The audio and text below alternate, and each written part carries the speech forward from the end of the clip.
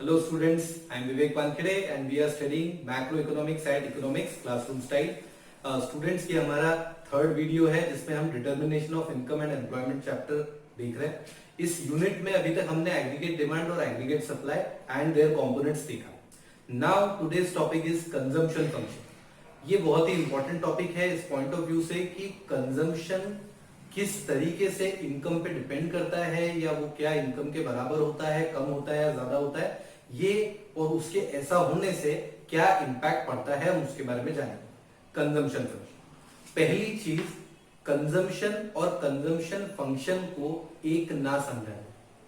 Consumption मतलब एक particular इंसान जो भी कंज्यूम कर रहा है किसी एक पर्टिकुलर इनकम पे, वो कंजम्पशन है. कंजम्पशन फंक्शन वेरियस इनकम्स के ऊपर कंजम्पशन कितना होगा, यदि इनकम इतनी रहेगी तो कितना होगा, इतनी रहेगी तो कितना होगा, इतनी रहेगी तो कितना होगा. मतलब in a way consumption function is showing a relationship between income के बढ़ने से कंजम्पशन किस टाइप से बढ़ रहा है.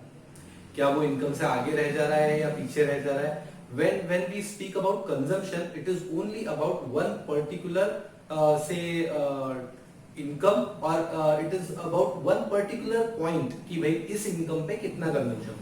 लेकिन जब ऐसे अलग अलग इनकम्स के बारे में कोई सीरीज बनाई जाती है और अलग अलग इनकम लेवल पे क्या कंजम्पशन होगा ये पता किया जाता है, तो then that is a consumption function. So let's start with this. Now portion of income which is spent on the purchase of goods and services. Income का वो हिस्सा जो गुड्स और सर्विसेज को परचेज करने पे खर्च किया जाता है. Is it consumption expenditure? Yes, ये कंजम्पशन एक्सपेंडिचर कि at a given level of income जो हिस्सा इनकम का स्पेंड किया जाता है परचेज करने पे गुड्स एंड सर्विसेज को, गुड्स एंड सर्विसेज को परचेस करने के लिए जो भी पैसा खर्च किया जाता है, that is consumption. That we know, that is consumption. Now what is consumption function? Functional relationship between consumption and national income.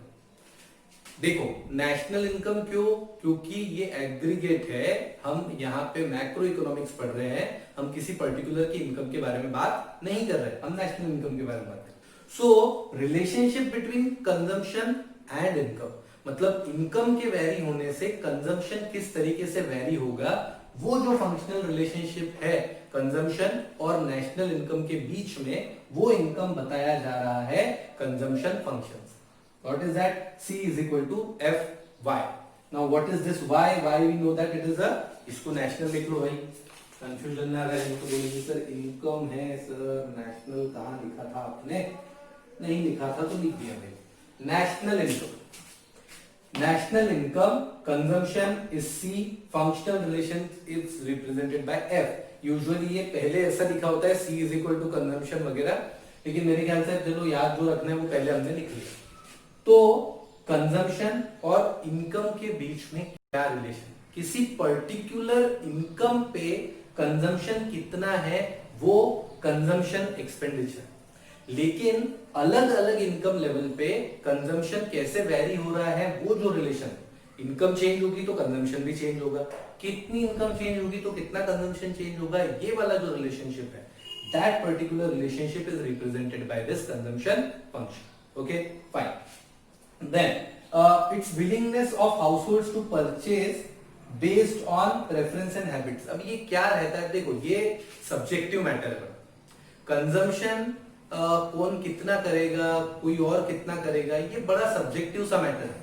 ये डिपेंड करता है हैबिट्स के ऊपर. हो सकता है कि कोई एक बंदा अपने मोबाइल के ऊपर शायद 50,000 या 1 लाख रुपया भी खर्च कर दे, लेकिन वो एक प्रेफरेंस की बात है, उसकी विलिंगनेस है कि नहीं उस चीज को परचेस करने में. शायद मुझे कहा जाए कि भाई आपको 1 लाख का मोबाइल है, वो हम 50,000 में दिलवा रहे हैं, तो प्रोबेबली 50% डिस्काउंट के बाद भी शायद मैं ना खरीदूं उतना बड़ा मोबाइल. या कोई कहे कि 1 लाख का मोबाइल आपको 30,000 में दे रहे हैं, 70% ऑफ है तो आप ले लो, तो मुझे लगेगा कि शायद 30,000 is also too much for any mobile. तो वट एवर इट्स फीचर्स में be, I don't need that big mobile, I don't need to invest 30,000 on that. ये जो एक प्रेफरेंस है, उसके अकॉर्डिंग कंजम्पशन पैटर्न लोगों के चेंज होते हैं. ये कोई नई बात नहीं बता रहा हूं, कि आपको ऑलरेडी पता है कि कंजम्पशन जो भी हम कर रहे हैं वो हमारी हैबिट्स है, हमारी अपनी प्रेफरेंस है कि मुझे किस चीज पे खर्च करना है और किस चीज पे नहीं. जिन घरों में सेविंग्स को पहले से प्रायोरिटी दी जाती है, आप सोचो उन घरों में क्राइसिस के टाइम पे काफी सारा पैसा होता है, पहले से ही उन्होंने जमा करके रखा है, वो क्राइसिस के लिए ही जमा करके रखा था। यदि वो जमा नहीं करते और जरूरतों पे खर्च कर देते तो फिर डेफिनेटली उनको शायद अपने बेसिक नीड्स को पूरा करने का टाइम नहीं मिलता। तो दैट वी नो कि भाई ये वाली प्रॉब्लम्स हैं। तो विलिंगनेस के ऊपर डिपेंड करता है कि लोग किस चीज को प्रेफर करते हैं, किस चीज पे कंजम्पशन करना चाहते हैं और अपना एक्सपेंडिचर कैसे करेंगे। Okay, so that is specifically up to a person how he decides his own expenditure. फिर ये था। अब देखते हैं, यहाँ पे आपको दिख रहा होगा एक ग्राफ बना हुआ है और एक ये क्या है, शेड्यूल, इसको शेड्यूल बोलते हैं। ठीक है, तो शेड्यूल जो टैबुलर रिप्रेजेंटेशन है, इसमें एक तरफ इनकम है, एक तरफ कंजम्पशन। अब हमको यहाँ पे क्या स्टडी करना है, 0 इनकम पे 40 कंजम्पशन है सर, 100 पे 120 है सर, ये नहीं स्टडी करना। हमको देखना है कि इनकम के चेंज की वजह से कंजम्पशन में कितना चेंज आ रहा है। क्या देखना है हमको, इनकम के चेंज की वजह से कंजम्पशन में कितना चेंज आ रहा है। हमको इनकम की ग्रोथ देखनी है और कंजम्पशन की ग्रोथ भी देखनी। अभी आप देखोगे यहाँ पे जैसे ये इनकम 0 है, कंजम्पशन 40 है, मतलब there is a place where consumption is more than income. हाँ चलो, ये बढ़िया इंटरेस्टिंग है, इस तरीके से देखो। There is a portion where consumption is more than income, then there is a place where consumption is equal to income, then there is a place where consumption is less than consumption इन जगह पे income से ज्यादा है, इस जगह पे consumption equal है। देखो यहाँ पे ये इनकम है तो ये income is less than consumption, यहाँ पे income is equal to consumption, नीचे वाले में income is more than consumption. ठीक, तो ये यहाँ के अलग अलग पॉइंट्स हैं, ठीक से बनाना जरूरी है वरना बच्चे कंफ्यूज हो जाते हैं। नहीं सर हम नहीं होंगे कंफ्यूज, कोई बात नहीं, तो होना भी नहीं चाहिए। तो ये देख लो, ये तीनों अलग अलग प्लेस। अब ये यहाँ पे लिखिए, इसको यहाँ लिखने की कोई जरूरत नहीं है, पर ठीक है। इनकम, यहाँ पे इनकम कम है, कंजम्पशन ज्यादा है, ठीक है। ये जो अलग अलग है ना, तो कीन्स नाम के एक अंकल थे, कीन्स अंकल ने बोला था कि भाई देखो जो कंजम्पशन है वो इनकम के अकॉर्डिंग वैरी होता है, कभी कभी वो ज्यादा भी हो सकता है, कभी वो बराबर भी होगा, कभी वो कम भी हो जाएगा। जैसे जैसे इनकम बढ़ेगी कंजम्पशन बढ़ता जाएगा, लेकिन एक लेवल आता है जहां पे कि कंजम्पशन इनकम से ज्यादा होता है, उसके बाद इनकम की ग्रोथ तो तेजी से होती है लेकिन उतनी ही स्पीड से कंजम्पशन ग्रो नहीं करता। क्या बोल दिया सर, मंत्र बोल दिए गीता के, नहीं बोले मंत्र। क्या बोला कि कंजम्पशन, देखो चलो स्टार्ट करते हैं ना समझना, इसको यहां तक रहना, अभी तक इधर लिख दिया जो भी लिखना था, अब यहां फिर आपके साथ छेड़खानी नहीं करते, समझने नहीं। हमने जो देखा था कि कंजम्पशन का ग्राफ कभी भी 0 से स्टार्ट नहीं होता है क्या, 0 से स्टार्ट नहीं होता। क्यों नहीं होता, कंजम्पशन का करेक्ट नहीं होता क्योंकि ऑटोनॉमस कंजम्पशन होता है।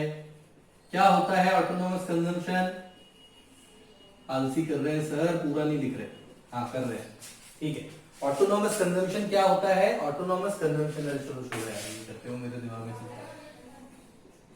नहीं कर रहे भैया। ऑटोनॉमस कंजम्पशन, ऑटोनॉमस कंजम्पशन सी बार है, ऑटोनॉमस कंजम्पशन सी बार है। इसका मतलब होता है कि बेयर मिनिमम बेसिक खर्चा पानी कुछ लगता है, रोटी कपड़ा मकान, जो आपकी बेसिक नेसेसिटीज है। So you need those basic necessities whenever, even though you may not be earning anything, but still you will be consuming something. So 0 से स्टार्ट नहीं करते, हमने पॉइंट सी से स्टार्ट किया। ये 0 से सी, ओ सी जो है, ये ओ सी को हमने क्या कहा था सी बार, बोलो हाँ कहा था सी बार, ऑटोनॉमस कंजम्पशन। ये ऑटोनॉमस कंजम्पशन ऊपर से स्टार्ट हो रहा है। उसके बाद हमने कहा था जैसे जैसे इनकम बढ़ती जाएगी कंजम्पशन भी बढ़ता जाएगा, तो बढ़ गया। फिर हमने जब सेविंग फंक्शन देखा था तो हमने देखा था कि भाई नेशनल इनकम की जो लाइन है वो एग्रीगेट सप्लाई के बराबर है, तो ये नेशनल इनकम बढ़ गया, एग्रीगेट सप्लाई बढ़ गया। ये वाली लाइन 45 डिग्री की है। 45 डिग्री की क्यों है? क्योंकि consumption and saving is exactly equal to income. यदि 100 रुपीज की इनकम हुई है तो या तो मैं उसको कंज्यूम करूंगा या तो सेव करूंगा, तो 45 डिग्री का लाइन था। अब हमने क्या किया, उस कंजम्पशन और उस इनकम वाले ग्राफ को एक साथ बना दिया। यहां पे हमने एक साथ, तो यहां पे हमने ये जाना कि जो कंजम्पशन जिस स्पीड से बढ़ रहा था, इनकम उससे ज्यादा स्पीड से बढ़ रही थी। ये कैसे समझ में आएगा सर? ये तो समझ ही नहीं आएगा कि इनकम ज्यादा बढ़ गई मतलब क्या सर? ज्यादा क्या होता है, कम क्या होता है? देखो छोटा ग्राफ के अंदर छोटा graph, baby graph, baby kangaroo, baby giraffe type. ये जो ग्राफ है, यदि एक लाइन जा रही है ऐसी, इसका नाम है एस, इसका नाम है टी। एस टी, महाराष्ट्र वाली नहीं करेंगे, S T state transportation S T. अब आप बताओ कि एस ज्यादा तेजी से बढ़ रहा है या टी ज्यादा तेजी से बढ़ रहा है? एस क्लियर है? हाँ भाई सही है। देखो ये यहां पे देख लो, ये यहां पे देखो, एक लाइन ऐसे बढ़ाई, एक लाइन ऐसे बढ़ाई,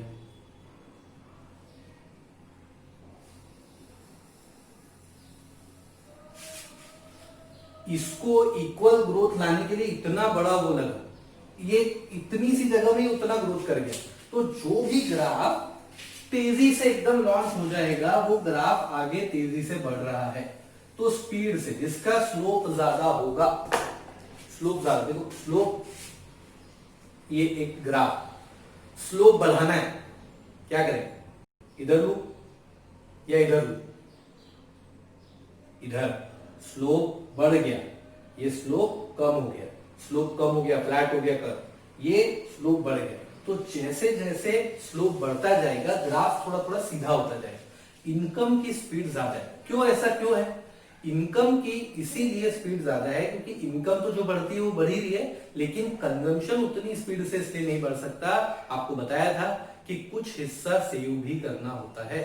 कंज्यूमर जब भी कंजम्पशन करता है तो सिर्फ कंजम्पशन नहीं करता, whenever he reaches a particular place, wherever he is earning a bit more than what he needs, then he save a small amount of it. तो यदि इनकम 100 से भी बड़ी होगी लेकिन कंजम्पशन 80 से बढ़ेगा, तो फिर 20 उसने सेव कर, तो ये जो सेविंग भी करनी होती है, इसलिए कंजम्पशन का जो स्लोप है वो थोड़ा कम होता है। अब इसको कैसे एक्सप्लेन करते हैं? So consumption curve will start from C bar, which is autonomous consumption. Now this CC consumption curve, it will start from C bar and it will go on increase because income बढ़ने से consumption बढ़ेगा। फिर income line 45 degree की है, ये यहां से गई और यहां से गई, ये दोनों एक पॉइंट पे क्रॉस हो गई, ये पॉइंट है E। अब ये देखो ये पॉइंट E क्या है? इस E पॉइंट के पहले income is greater then consumption. इस E पॉइंट के पहले income is greater then consumption. ठीक नहीं है? ठीक, income is greater then consumption नहीं है, होते मत रहो। Consumption is greater than income.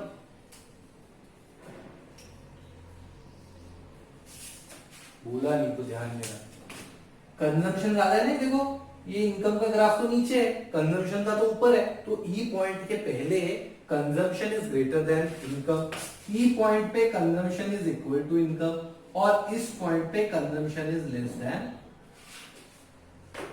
आगे नहीं वाली सिचुएशन, ये देखो तीनों point, consumption is greater than income. अब जब बात आएगी कि consumption is greater than income, यानी कि कमाए 0, कंजम्पशन 40 का है, खाने के लिए 40 रुपए रख रहे हैं लेकिन इनकम कुछ भी नहीं। अब इनकम यदि कुछ भी नहीं है और कंजम्पशन 40 रुपीज का है, तो ये 40 रुपीज सेविंग में से ही आएंगे ना, जो पुरानी सेविंग होगी।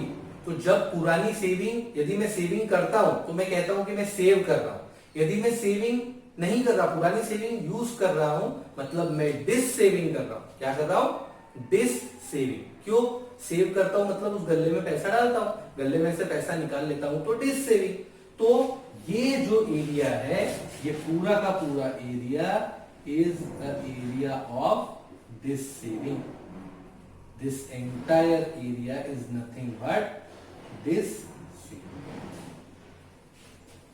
this saving का एरिया, this saving का एरिया क्यों है? क्योंकि कंजम्पशन जो है वो इनकम से ज्यादा है। यहां भी देख लीजिए वो 120 रुपीज का कंजम्पशन हो रहा है और इनकम हो रही है 100 रुपीज। 100 रुपीज कमाए और खर्च कर रहे हैं 120, तो अब आप ये ऊपर के 20 रुपीज कहां से लाएंगे बताओ? 20 रुपीज लाएंगे पुराने वाले कंजम्पशन के। सेकेंड आ रहा है, फैन नहीं चला सकते क्योंकि फैन चलाते हैं तो क्या आवाज आती है रिकॉर्डिंग। ओके, तो क्लियर हुए? 100 रुपीज की इनकम है, 120 का कंजम्पशन है, तो 20 रुपीज जो एक्स्ट्रा है वो 20 रुपीज दिस सेविंग कर रहे हैं, यानी कि पुराने सेविंग में से निकाल रहे हैं। फिर यहाँ पे क्या होगा? जब इनकम बराबर कंजम्पशन है तो कोई टेंशन की बात नहीं है। इनकम हुई 200 रुपीज की, 200 रुपीज कंज्यूम हो गए, लेकिन ये वाला वो पॉइंट है जहां पे सेविंग इज इक्वल टू 0। ये important point. E is a point where saving is equal to 0 because consumption is equal to income। पता है ना? हाँ सर पता है ना, क्या पता है? y is equal to c plus s था, c plus s, ये दोनों बराबर हो गए तो क्या होगा? y minus c is equal to s, ये दोनों इक्वल है, इक्वल है मतलब y equal minus equal, same में से सेम माइनस करेंगे तो 0, तो सेविंग इज इक्वल टू 0। ठीक है ना?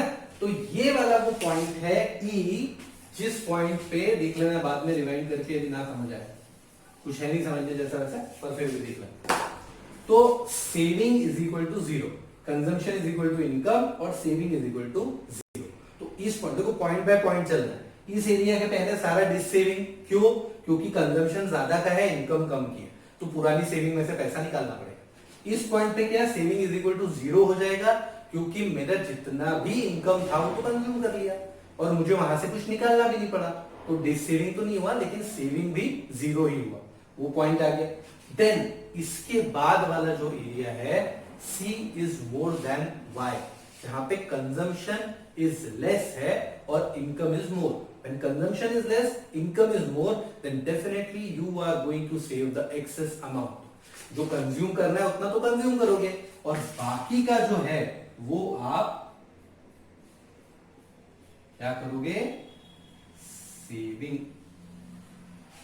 वो आपकी सेविंग हो जाएगी। मतलब ये वाला डिसेविंग का हिस्सा था, ये वाला सेविंग का हिस्सा है, और बीच में सेविंग इज इक्वल टू 0 है क्योंकि C is equal to Y। ठीक, तो इसको दिखाने के लिए फिर इसके अलग अलग तरीके हैं। जैसे कि आप कह दोगे कि भाई इसको आपने ये लाइन यहाँ पे खींच दी कि भाई इसको एक्सटेंड कर दिया, ओहो सीधी लाइन खींचने में प्रॉब्लम, हाँ भैया आपने एक्सटेंड। ये जो इनकम लेवल है ना इतनी, ये इनकम लेवल, इस पॉइंट को बोल देते हैं, BE को बोलते हैं ब्रेक इवन।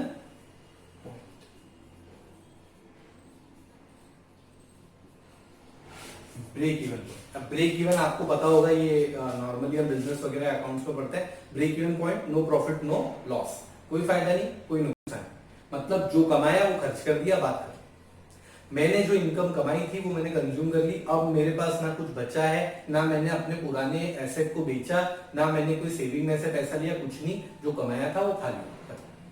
तो ये ब्रेक इवन पॉइंट है। ब्रेक इवन पॉइंट कौन सा है? जहां पे saving is equal to 0, S is equal to 0 और C is equal to Y। ये है तो ये तो है, that is E which is break even point. तो कंजम्पशन फंक्शन में याद रखने वाला जो इंपॉर्टेंट पॉइंट है that is break even point. Break even point से याद रखेंगे नो प्रॉफिट नो लॉस, तो इनकम की कुछ बचा नहीं पाया, पुराना जो बचा हुआ था उसमें से कुछ खर्च नहीं किया, जो अभी कमाया वो अभी खर्च कर दिया directly, that is break even point. और इसी पॉइंट पे, इस इनकम लेवल पे आपकी सेविंग 0 है, आपका कंजम्पशन हो चुका है, दैट्स इट। ये पॉइंट को पता होने से क्या फायदा होता है? इस पॉइंट को पता होने से वो फायदा होता है कि कम से कम इतना तो मुझे करना ही है। इतना मुझे इसलिए करना है क्योंकि इतना करने से मेरी जो पुरानी सेविंग्स है वो खर्च नहीं होंगी, जो मेरी रिक्वायरमेंट्स हैं वो कंप्लीट हो जाएगी, इसलिए ब्रेक इवन पॉइंट का होना जरूरी। समझ आया कि बताओ। ऑटोनोमस कंजम्पशन से स्टार्ट हुआ, कंजम्पशन बढ़ रहा था, इनकम ज्यादा तेजी से बढ़ी, कंजम्पशन इतनी तेजी से क्यों नहीं बढ़ी, क्योंकि सेविंग भी करना थी, इसीलिए पहले ज्यादा थी कंजम्पशन इनकम से तो डिसेविंग हो रहा था, फिर कंजम्पशन कम था इनकम से तो सेविंग हो रहा था, और यहाँ पे तो सेविंग जीरो ही था। तो ये हमको क्लियर हो गया। ये ग्राफ है, ये शेड्यूल है, शेड्यूल में भी देख लो 0 to 100 40 20, यहाँ पे कंजम्पशन ज्यादा है, यहाँ पे बराबर है, यहाँ पे देखो 280 300, इनकम ज्यादा कंजम्पशन कम, मतलब 20 रुपए यहाँ सेव हो गए, रुपए क्या करोड़ में हो गए, तो ये सेविंग ठीक।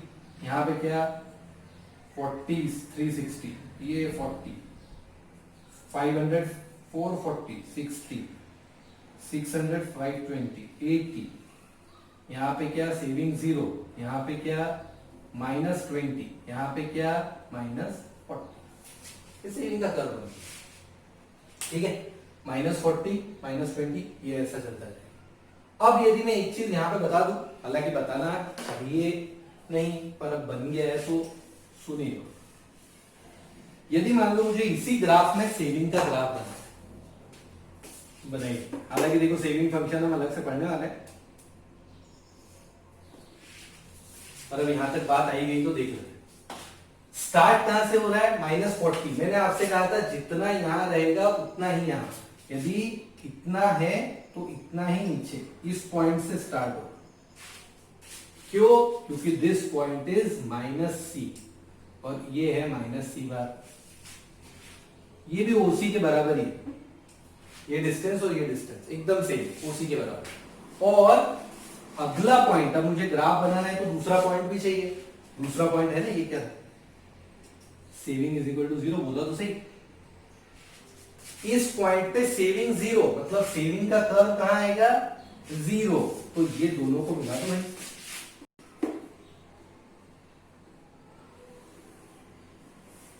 सेविंग का ग्राफ, सेविंग का कर्व हो गया, ये सेविंग का कर्व हो गया क्योंकि स्टार्ट हुआ -c बार से, इस पॉइंट पे 0 हुआ और हमने उन दोनों लाइनों को मिला के एक्सटेंड कर दिया, दोनों पॉइंट्स को ऐड किया और एक्सटेंड कर दिया, ये सेविंग का कर्व हो, ठीक। ये आगे हम पढ़ेंगे, बट देन कंजम्पशन से सेविंग का कर्व ऐसे बना। तो अभी आपने देखा कंजम्पशन क्या था, अब जरा देखते हैं कि प्रोपेंसिटी टू कंज्यूम क्या है। अब ये देखते हैं नेक्स्ट टॉपिक हमारा APC, that is average propensity to consume. Before starting APC, let us see what is propensity to consume. Propensity to consume का मतलब ये होता है कि किसी भी पर्सन की कंजम्पशन करने की कैपेबिलिटी कितनी है, कंजम्पशन करने की कैपेसिटी कितनी है।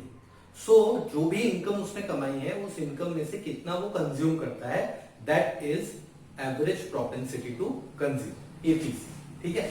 Then there comes MPC which is marginal propensity to consume. तो जो माइक्रो इकोनॉमिक्स मुझसे पढ़ चुके हैं उनको ये पता है कि हम मार्जिनल का जब भी वर्ड आता है तो हम बताते हैं चेंज इन, मतलब जो इनकम चेंज हुई है उस चेंज होने वाली इनकम में से कितना कंज्यूम कर।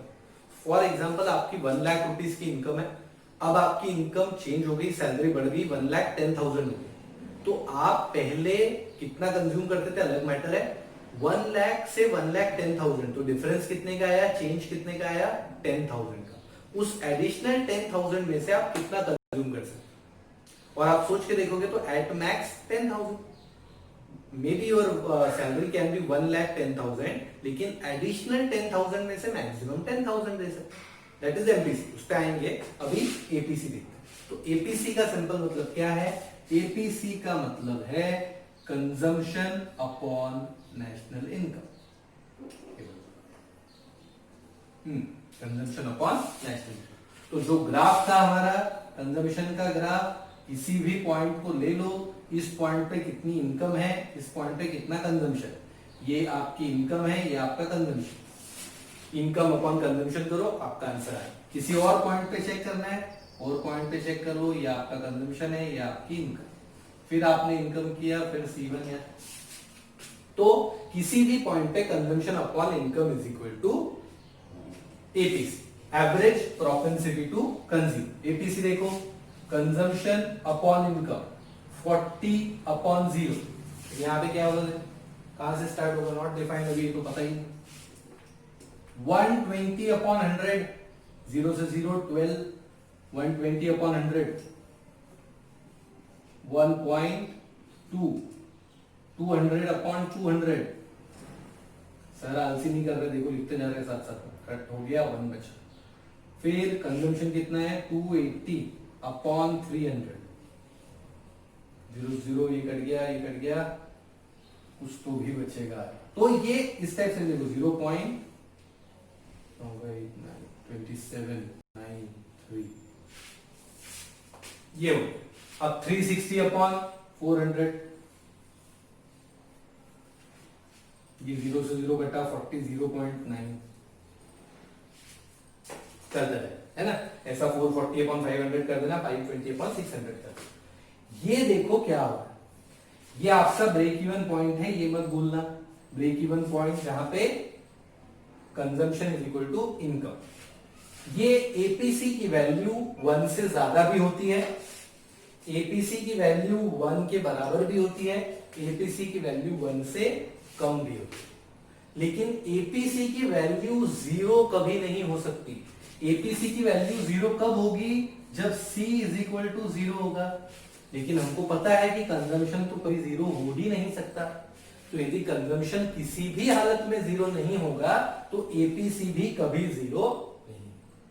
और जैसे जैसे इनकम बढ़ती जाएगी कंजम्पशन रिड्यूस होता जा रहा है। देखो इनकम बढ़ रही है, 100 200 300, कंजम्प एपीसी कम हो रहा है, 1.2 1। क्यों, क्योंकि इनकम तो बढ़ रही है लेकिन जो कंजम्पशन है वो उतना नहीं बढ़ रहा जितनी इनकम बढ़ रही है, ये हमको पता है। कंजम्पशन विल नॉट, तो ये एक एक पॉइंट देखो, एपीसी 1 से ज्यादा कब होगा, एपीसी 1 से ज्यादा तब होगा जब consumption is more than income. और देखो लॉजिकल बात है, इतना भी सोचने की जरूरत नहीं कि न्यूमरेटर है डिनोमिनेटर, जब तक न्यूमरेटर बड़ा रहेगा तब तक वैल्यू 1 से ऊपर रहेगी, जब न्यूमरेटर डिनोमिनेटर के बराबर हो जाएगा तो वैल्यू 1 हो जाएगी। So consumption is equal to income, value is 1। जब न्यूमरेटर छोटा हो जाएगा डिनोमिनेटर बड़ा हो जाएगा तो value will be less than 1, तो value is less than 1। Then APC decrease when income increases, जैसे जैसे इनकम बढ़ती जा रही है एपीसी डिक्रीज होता जा रहा है, पर ये डिक्रीज होता होता कहीं तक भी जाएगा लेकिन 0 नहीं होगा। क्यों नहीं होगा, क्योंकि कंजम्पशन कभी भी 0 नहीं होगा। तो APC can not be 0 because consumption can not be 0, वहां पे हमेशा ऑटोनॉमस कंजम्पशन तो रहेगा ही, ये तो हमेशा रहेगा। इसीलिए सी की जो वैल्यू है वो कभी भी 0 नहीं हो सकती। सी की वैल्यू कभी 0 हो पाएगी क्या, सी की वैल्यू कभी भी 0 नहीं हो पाएगी। सी की कुछ ना कुछ वैल्यू रहेगी। देखो सी का फंक्शन क्या होता है, कंजम्पशन का फंक्शन भी, कंजम्पशन की वैल्यू आपको निकालनी, तो आप लिखोगे C is equal to C bar plus D Y, अभी पढ़ेंगे ये आएगा। ये सी बार कभी भी 0 नहीं होता, हो सकता है ये टर्म 0 हो जाए लेकिन ये टर्म कभी 0 नहीं हो सकती, इसलिए सी की वैल्यू सी बार तो हमेशा रहती है। तो आपको पता ही है नॉर्मली, तो वो कभी भी 0 नहीं होता है। क्लियर है, ये फंक्शन पे आ रहे हैं, ये क्लियर हो गया ना। एपीसी कैसे निकालते हैं, एपीसी कम होता जाता है जैसे जैसे इनकम बढ़ती जाती है। इतने बार इसलिए बता रहा हूं क्योंकि ये एग्जाम में आ सकता है, ठीक है, 1 मार्क 2 मार्क के लिए क्वेश्चन पूछे जा सकते। तो ये था आपका एपीसी के बारे में। अब पढ़ते हैं एमपीसी के बारे में, मार्जिनल प्रोपेंसिटी टू कंज्यूम। अब हमारा next topic that is marginal propensity to consume. MPC क्या होता है, marginal propensity to consume is ratio of change in consumption expenditure upon change in national income. अब मैं कंजम्पशन एक्सपेंडिचर को सी या national income को वाई क्यों लिख रहा हूं, 2 रीजन, एक तो आलसी, दूसरा ये आपको याद रखने में हेल्प करता है। मतलब आप लिखो सी लेकिन बोलो कंजम्पशन एक्सपेंडिचर, आप लिखो वाई लेकिन बोलो नेशनल इनकम, तो वो याद हो जाता है आपको कि कौन सा क्या है। तो change in C upon change in Y, this is MPC. Now see what is about this change, मतलब जैसे एपीसी क्या था, एपीसी हमने देखा था, एपीसी क्या था, एपीसी था सी अपॉन वाई।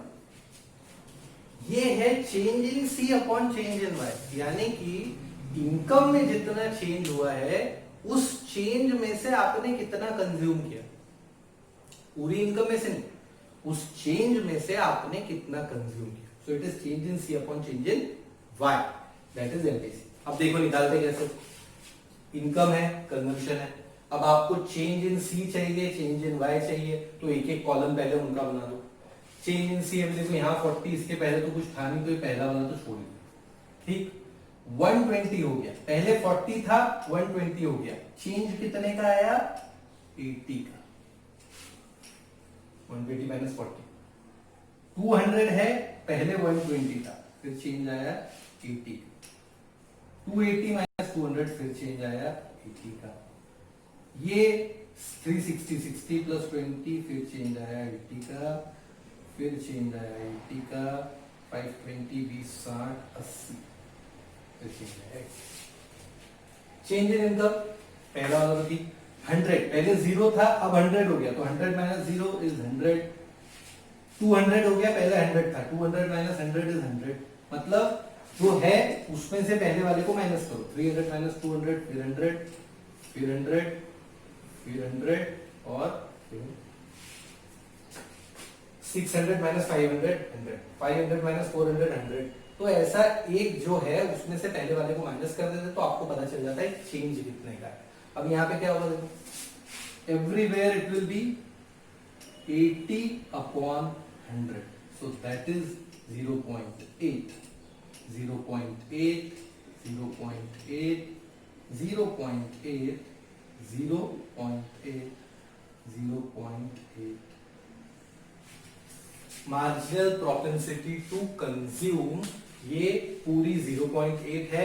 ऐसा जरूरी नहीं है कि एमपीसी सबकी सेम ही आएगी। यदि इनकम का चेंज होने का पैटर्न चेंज हो गया, जैसे 500 से 600 की जगह 500 से 580 हुआ, तो अब क्या होगा, फिर 80 अपॉन 81 हो जाएगा, ठीक है।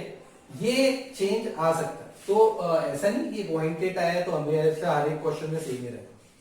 अब देखो एमपीसी निकालते कैसे वो तो समझ आएगा। एमपीसी की वैल्यू क्या क्या हो सकती है। फॉर एग्जाम्पल, यदि मेरी इनकम बढ़ी 10,000 रुपीज मेरी सैलरी बढ़ गई, पहले 1 लाख की, अब 1,10,000।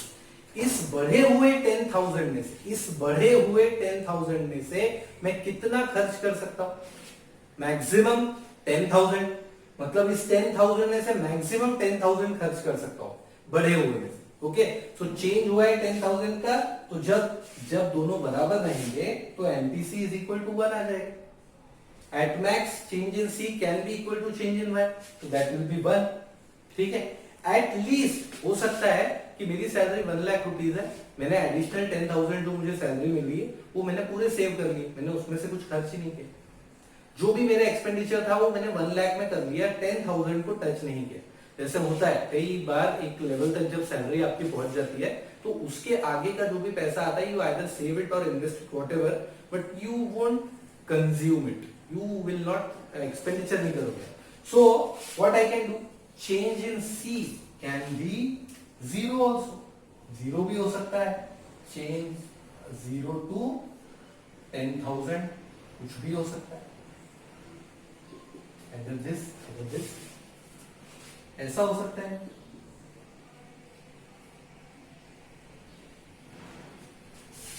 $10,000 इनकम बढ़ी, उसमें से 11,000 स्पेंड कर दिए, ये हो ही नहीं सकता। 10,000 में से 11,000 कैसे स्पेंड कर, आप 10,000 में से मैक्सिमम 10,000, तो जो वैल्यू है वो 0 से 1 के बीच में फ्लक्चुएट होती रहेगी। एमपीसी की वैल्यू 1 से ज्यादा नहीं हो सकती, क्योंकि कभी भी change in C change in Y से ज्यादा हो ही नहीं सकता। तो एमपीसी या तो 0 होगा या तो 1 होगा, 0 से 1 के बीच में चेंज होता रहेगा। एमपीसी 1 से ज्यादा नहीं हो सकता, can not, it's not possible, will never be more than, ठीक है।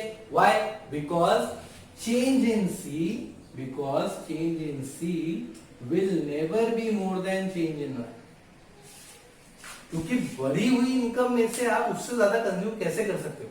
आपके पास 5 रुपीज है, मैंने आपको 5 रुपीज और दे दिए, अब आप इस बढ़े, आपकी चेंज कितना हो गया 5 रुपीज, तो इस एडिशनल 5 में से 6 कैसे खर्च कर सकते हो? नहीं कर सकते। एडिशनल 5 में से मैक्सिमम 5, तो ये एक चीज। Then MPC of poor is more and rich is less, correct.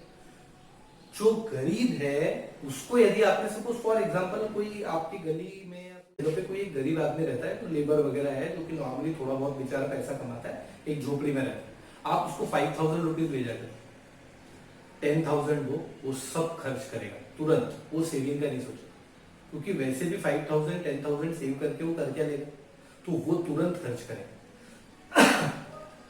आप उसको 10 लाख रुपए दोगे ना ले जाके, तो 10 लाख रुपए से तुरंत क्या करेगा, घर खरीद लेगा, मतलब वो कंज्यूम कर लेगा। क्यों? क्योंकि उसकी बेसिक नेसेसिटीज अभी पूरी नहीं हुई, इसीलिए वो कंजम्पशन पे ध्यान देगा। लेकिन रिच आदमी क्या करेगा, यदि किसी के कोई 1 लाख रुपीज पर मंथ कमाता है, आप उसको 10,000 रुपीज ले जाके तो वो उठाएगा, बैंक पे डाल देगा, सेव कर लेगा, उसको उस 10,000 की जरूरत नहीं, उसका खर्चा पानी सब बढ़िया चल रहा है, वो आराम से काम कर रहा है, तो उसको जो भी एक्स्ट्रा पैसा मिलेगा वो उसको सेव कर लेगा, वो उसको कंज्यूम नहीं करेगा। तो कंज्यूम नहीं मतलब जो एडिशनल मनी में से कंज्यूम करने की जो कैपेसिटी है या प्रोपेंसिटी है या इच्छा है, चाह है, वो रिच आदमी की कम रहती है। जो गरीब आदमी है उसका कंज्यूम करने का चांस ज्यादा है, क्योंकि उसकी बेसिक नेसेसिटीज अभी तक पूरी नहीं हुई। लेकिन रिच आदमी की बेसिक नेसेसिटीज पूरी हो चुकी हैं और वो आराम से अपना खर्चा पानी चला, तो उसको कोई टेंशन नहीं। लास्ट, अब जब बात आती है स्लोप की, तो ये क्लियर हो गया क्या? ये हो ही गया होगा, और क्या बताना रह गया? नहीं हुआ तो जाके एक बार रिवाइज कर सकते हो, देख सकते हो, गलत हो गया।